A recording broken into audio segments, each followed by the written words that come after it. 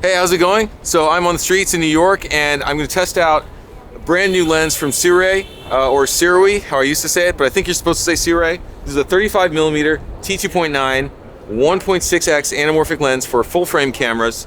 So I have it on my A7S III and we're going to compare it against Sirui's other 35mm T2.9 lens. It's basically exactly the same lens, but bigger. This is the previous generation. So this is also 35mm T2.9 1.6 anamorphic squeeze. The only major differences I've noticed so far between these two lenses is that the big one has a blue anamorphic flare and the new smaller one has a neutral anamorphic flare. So it takes on the color of the source of the light. Okay, so it's a beautiful freezing day in New York. Let's do this quickly before the sun goes down. Let's go ahead and get started.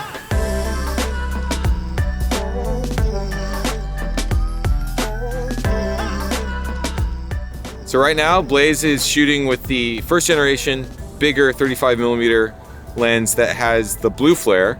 So we're seeing how that flare looks in this shot.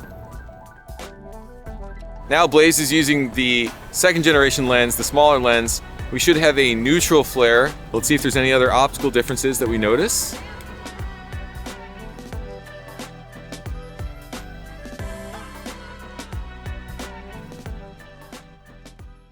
Next thing we're doing here is adding a diopter. So a diopter is a magnifying glass, basically. It's like reading glasses for your lens. Screw it on here and it lets you focus a bit closer. Both of these Sirui lenses have a minimum focus of 0.8 meters, which is not all that close. Sorry, 0.9 meters. So when you add the diopter, this +1 diopter, it shifts all the focus a bit closer. So you can't focus to infinity anymore, but you can focus considerably closer than 0.9 meters. By the way, the diopter I'm using is very cheap. I got it from Amazon. They're made by Vivitar. I'll put a link in the description. All right, we're also gonna put a diopter on this lens, so we'll match Brandon's.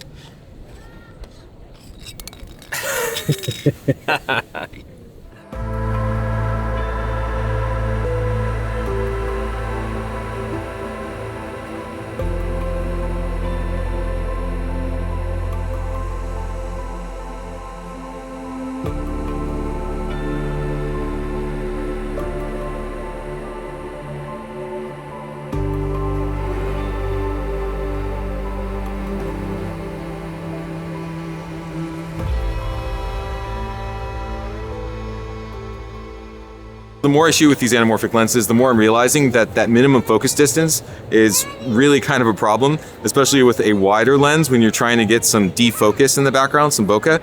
So I leave the diopter on most of the time, actually. Like inside here, we've been shooting exclusively with the +1 diopters on the lenses because we want to throw that background out of focus more. We want to get more of that oval character in the bokeh. Most anamorphic lenses don't have very good minimum focus. Just be aware that you'll probably be leaving a diopter on most of the time if you get these lenses. So you should definitely buy a diopter pack and have them with you all the time.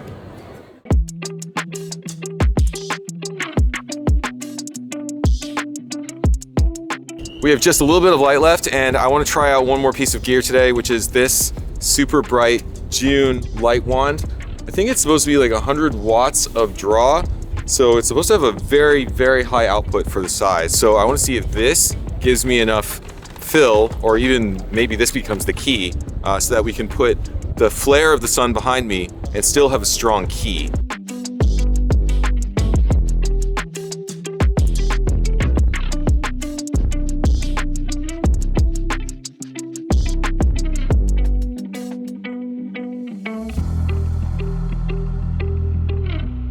There you go.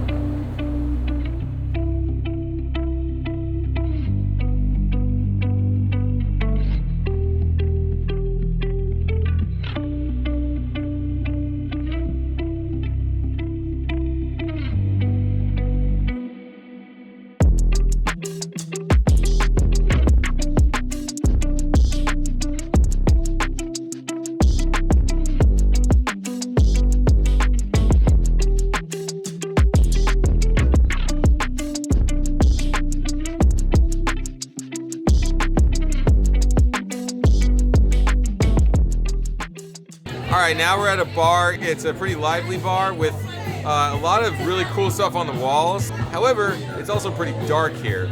And these lenses are T2 T2.9, which is like f2.8, not so great in low light. So I had to boost the A7S III to ISO 12,800, which is the high base ISO of the camera, and that's the only way I was able to get a decent exposure. I don't really like using that super high ISO because the image can look kind of plasticky. So this is what you're seeing right now. You can judge for yourself. So these lenses aren't the best for low light, but let's see if we can get some cool shots here anyway.